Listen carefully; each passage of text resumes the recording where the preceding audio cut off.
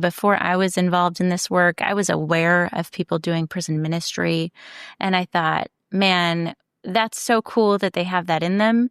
I never envisioned that it would be me.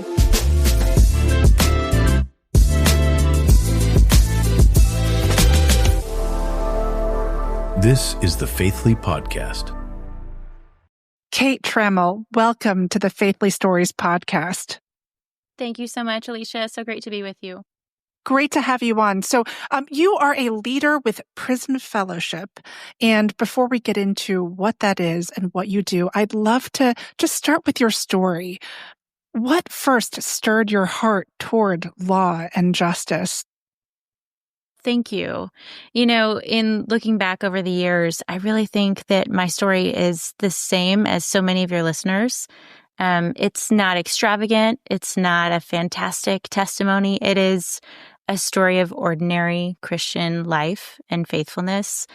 And when I think about kind of the three pivotal points that brought me here to speak with you about this work I get to do, those are just the church, jail, and good neighbors. For me, my heart for justice sprung immediately from my love for the Bible, which was gifted me in just an ordinary local church in rural mid-America, where I was raised with just an average Christian family.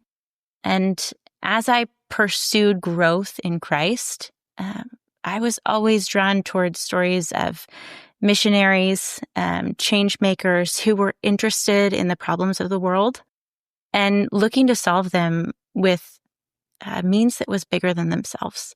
Fascinated by Hudson Taylor, so many others who were really driving towards changing the world through what the Lord had given them. But I was still just a kid in Missouri and pursuing art. Flash forward, after I got my law degree, I really came to know this work in a local jail. I had my initial work just sort of burst on the scene whenever I graduated law school, and there were no jobs available except serving as a magistrate in the state of Virginia, where I worked long swing shift hours in a local jail. And through that, I met people every single day whose lives were in conflict because of crime and incarceration. And along the way, I've had so many people introduce me to new opportunities, including the work of Prison Fellowship. When I was working in that local jail, I was speaking with friends of mine, sharing with them how I was seeing these problems every day in the real lives of people who would come in front of me night after night with the same challenges and the same problems. And they introduced me to Prison Fellowship, a means of working to solve those problems. So that's what brought me here today. I don't see anything ordinary or average about your story. It is inspiring and encouraging. So you were a magistrate in Virginia's court system. You met folks from Prison Fellowship. What made you decide to make the move? You know, Alicia, when I think back to that time in my life, I think of one girl.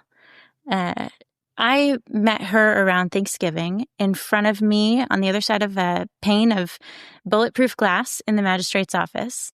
And she came in front of me 3 days in a row with similar crimes, looking to me to look through her criminal record, set her terms of bond and release, be that first face of justice that she met when she was booked into jail.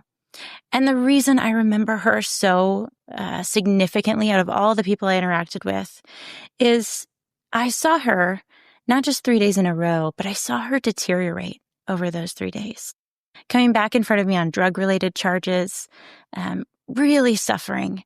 And there was nothing I could do. All I could do was decide, would she spend that night in jail before she went to see a judge or not? And I was convicted that I wasn't permitted in that capacity to share the love of Jesus with her. I wasn't equipped to solve the problems that were keeping her there. I wasn't even able to connect her to someone who could help her. And that feeling of seeing someone so close, separated by that pane of glass, just felt like a metaphor for my life at that time, in reach but not. And that really drove me to look for how can I be more involved? How can I be more authentic in sharing what I believe is the answer to all of our problems, which is Jesus and redemption through him and life alongside his church, and address the things that I now know exist and are troubling others every day and just getting worse. And so when I think about that pivot point in my life, it wasn't a search for politics. It was not a desire for policy change. It was truly just a compulsion to reach behind that glass and be helpful. Yeah. Well, it sounds like the Lord certainly used that metaphor and that time in your life to prepare you for the role that you have today. So, can you tell me more about what prison fellowship is and the role that you play there? Absolutely. Prison Fellowship is the nation's largest outreach to people behind bars and their families, moving from a Christian, authentic perspective inspired by the Bible. We work and serve alongside volunteers and churches in many prisons across the nation, providing Bible studies, real deep end programming for men and women to pursue life change while they're behind bars. We also operate programs to help correctional leaders lead in a transformational way, to sharpen one another. And we equip the church to be welcoming places for families of incarcerated people, for people when they come home from prisons and jails to a church so that they can live in community with others and practice the one another's of Scripture. And we also, for many decades, have been one of the leading voices for criminal justice reform in Capitol Hill and in many states. So it's a real joy to get to work at a place that is multidisciplinary and also really focused on one issue of crime and incarceration. Wow. Wow. What a worthy mission that you serve at Prison Fellowship. Now, can you talk more specifically about your role? I believe that you help to oversee advocacy, legal, and research, but let me know if I didn't get that right. That's right. Yes. I get to equip 3 teams at Prison Fellowship, really serving in the sweet spot that I love, which is problem solving. I really passionately believe in finding the right problem and being determined to fix it in the right way. And that's really the only unifier across the things that I do at Prison Fellowship.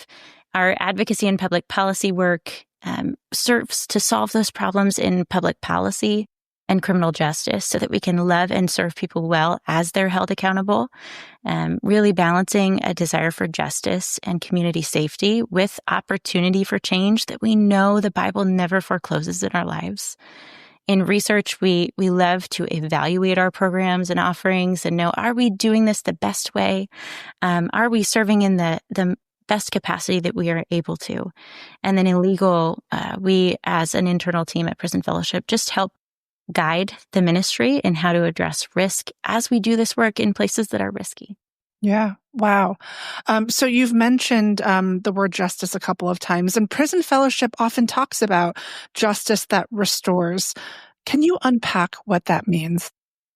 Absolutely. So at Prison Fellowship, the reason why we speak about justice that restores is that I think sometimes, especially in Western culture, we have a very particular view of justice.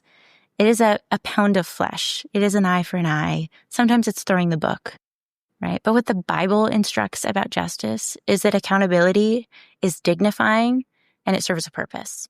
And that everyone involved has an opportunity for restoration. So we're seeking to advance proportional punishment for people who have perpetrated crimes, but also active accountability. So we aren't locking them up and throwing away the key. We're offering them opportunities to change, to pursue something better. And when their punishment concludes, we believe that they should have opportunities to re-engage in a new life, right? Something that will enable them to be good neighbors, part of their community, and restore the fabric of trust that was torn by their actions initially. Yeah, wow. That's really nuanced and really complex. And the sense I'm getting from you is that so many of the areas in which you do your work are nuanced and there's tension. One of those areas is criminal justice reform, which you touched on very briefly. It's very politically charged, full of tension. How do you and your team navigate those tensions while keeping the focus on restoration? Oh, what a good question. especially in this moment where so much of our thought and conversation as a culture is dedicated to political fracture and strife and difference.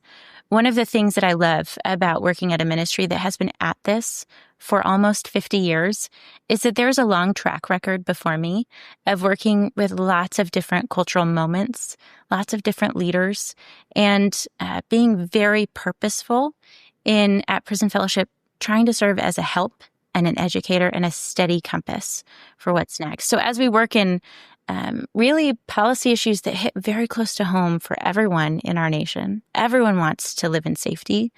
Everyone wants to know that they can trust the halls of justice to do right by them and by their neighbors, right? And many people in America carry a record of conviction or arrest that holds them back from their future.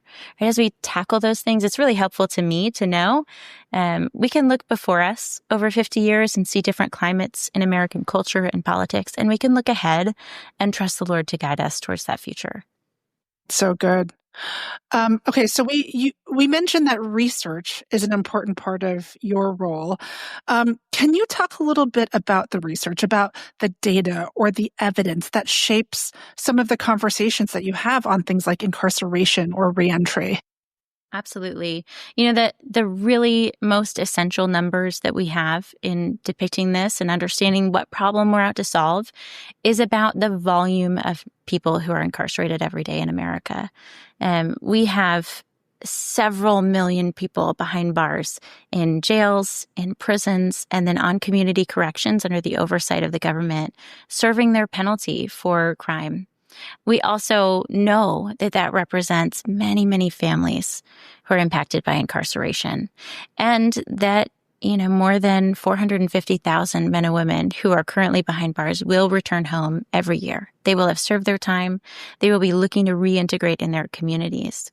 And when we think of that inflow of neighbors, right, and they will be our neighbors, it really compels us to think, how can we set them up for success, to not return to a life of crime, right? To be good parents to the families they are often rejoining with very little on-ramp, and equip the church to view them as part of their mission field and ministry.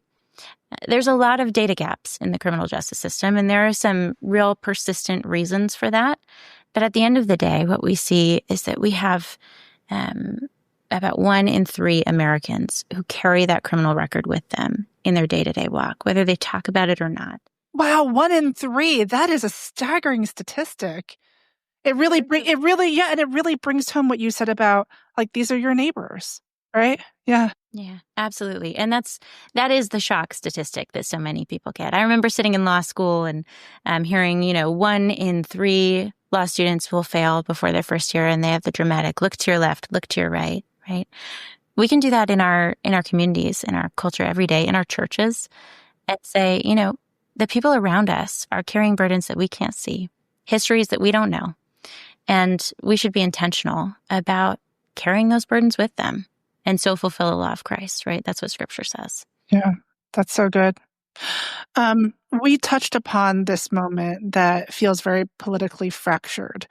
But I'm wondering if there's anything you're seeing that actually gives you hope, any legislative or cultural shifts that might be happening that actually encourages you in what you do. There absolutely are. And I think it would be impossible to stay the course in this work, particularly working in politics and public policy, without that encouragement. I'm so grateful the Lord gives us doses of reality and opportunity and encouragement along the way. Some things that I'm excited about right now and that have been encouraging to me are really the work that's happening in local churches quietly around the country, things that you probably will never know, but who we know at Prison Fellowship. These churches are working to create a more welcoming environment. They're taking people to and from their probation appointments just because that person is their neighbor, is their congregant, and needs help. I think of our justice ambassadors who are volunteers who give of their time in advocacy and say, we're going to serve as a key connector in our community to help people understand how to engage, to make those connections that have been real in my life of concern, wanting to be helpful, and knowing how to plug in to advance public policy solutions alongside Prison Fellowship. And I think of people like my friend Daniel Washington, who himself has been incarcerated. He had served a long span of time in prison, and he walked into a local church in New York and just talked to the pastor and said that your church feels welcoming. They feel like authentic people. How can I be a part of it? Daniel didn't stop there, though. He was authentic and honest about his past and his future. And as a result, his pastor entrusted him to lead their prison ministry. Wow. And now, about 20 years later, Daniel is one of our most active justice ambassadors. He actually leads a whole group of justice ambassadors in the state of New York and in his church. And he has been responsible for getting meetings with lawmakers who would not otherwise talk about this issue with prison fellowship, right? They want to talk to Daniel because they know Daniel, because he's their constituent. And so Daniel has believed in God's promise that the church is a home for him, believed in the promise that people with a past can have a bright future, and took the Lord up on every invitation in his life to use his worst days to help other people. And there are about 500 Daniels across the country right now just working with prison fellowship in the Justice Ambassador program, changing laws, giving people an opportunity to leverage their purpose. And that, Alicia, is just thrilling to me. Wow. Well, so Kate, I think you know that our listeners are all church leaders. If they want to be a more welcoming church, maybe they don't have a Daniel in their church, what can they do as pastors and other church leaders to immediately begin being a more welcoming place? The first thing I would say is go to prisonfellowship.org. We exist to equip the church. We have a very active footprint in prison and in halls of power, but our purpose is to come alongside churches and help them reach the members in their community, to love their neighbor well in topics that can feel nuanced and complex and sometimes even risky. And so I would encourage any church leader that is looking to dive into this work to know that they're not alone, and they have partners who work in this field day to day and long and pray for them, long to work with them. I also think, there's nothing like just getting to know your neighbors. That's been the most significant point of change for me personally. And when I talk to my colleagues and churches who are really active in this space, when I talk to Daniel's pastor, his life changed when he met Daniel, when he viewed Daniel as his friend, his congregant, and his neighbor. And so getting to know the people around you is so important. I go to a very small church plant here in South Florida. And one of the very first baptisms at my church was of a gentleman who became a Christian in prison, was just released. And, we together stood on the shore of the ocean with tremendous joy when he was baptized. And the story doesn't end there, right? Like, we are a part of his life. He's a part of ours day to day. And that is beautiful. Well, thank you for mentioning your website, because you've mentioned many times in this conversation, there are a lot of nuanced and difficult topics when it comes to this conversation. And it sounds like your website will help leaders to unpack some of the things that they might struggle with as they look to be great neighbors. So that's great. Thank you. So I have a couple of personal questions for you, Kate. Throughout your work, first as a magistrate and then at Prison Fellowship, you've alluded to encountering a lot of brokenness, right? Like a lot of the brokenness that some of the most broken people and situations were right there in your work. Where have you personally found hope and renewal on a day-to-day basis to be able to take on this work? First, thank you for asking this question. I think before I was involved in this work, I was aware of people doing prison ministry. And I thought, man, that's so cool that they have that in them. They must have some unique courage and wellspring of hope that keeps them going in dark places. How cool. That's great for them. Lord, I love that. I never envisioned that it would be me. And so I think the first touchstone for me of hope is just remembering the reality of my own new life in Jesus. It's been said that we are the Easter people. Christians are. We are centered on hope and new life. And something I'm so grateful for in this work is that I see that playing out in front of me all the time. I can get really caught up in problem solving and nuance and difficulty and brokenness. But the reality is right there in front of me that the Lord is doing a new thing. And so that is really helpful. I also just love, getting outside and seeing not just the Zoom screen, but the sky.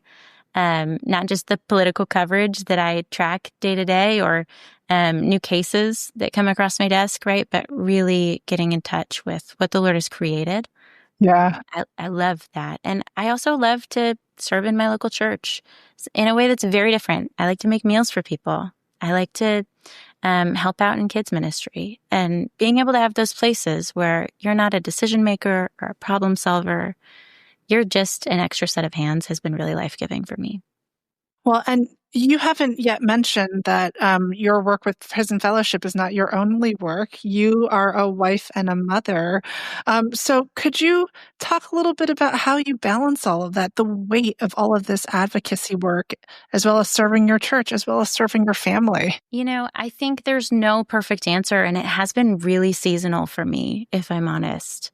I have little kids. When they were brand new little babies, it was definitely a different season, right? There was not a lot of sleep happening in my house. And it certainly didn't feel like balance. It felt very stretching. Now my kids are in early elementary school and a little bit more on their own 2 feet. And we're just in this sweet phase of life. I've hit a point in my journey where I recognize I'm not going to have endless energy. I'm not going to be able to balance everything perfectly. And I also am newly understanding that that's not the Lord's calling for my life or anyone's life. I'm so grateful, Alicia, that He doesn't call us to perfection, right? Or perfect execution or 100% well-roundedness. And what He does call me to is faithfulness and clear priorities. And so for me, what that's meant is I turn my phone notifications off at night. So I don't look at emails unless I get a text message or a phone call that says that's urgent. And that time is for my family. When I'm traveling, I usually take red eyes or get home as fast as possible. I do a lot of running through airports because it's important to me to be there when my kids wake up the next day. Yeah, of course. And you get your cardio in too. That's right. I just clocked 5 miles in Atlanta airport this week. So, it's not a perfect balance, but it is just keeping those priorities in check. Right. Everything that you just said resonates so deeply with me. I also have early elementary children. My kids are in second grade, kindergarten, and nursery school. And I think what you said about being accepting of imperfection, knowing what you're called to and what you're not, and knowing that there are seasons. I'm living all of that right now, and I think it's the right advice. It's very wise. Maybe we could leave it here with one more question. We've talked a lot about the nuances and the complexity of everything that you're working with at Prison Fellowship. If you could leave our listeners with one challenge or one encouragement as they think about these complexities, as they think about all of this, especially in the context of their faith journey, what would that be? I think it's never going to be wrong to love your neighbors, to know them better, to really take the time to recognize the people around you and meet them where they are. And also, the Lord will always give you a measure of grace for what you have in that day. That's one of the promises of Scripture, right? Is that the Lord will equip you to what He has in front of you alongside His church for His purpose.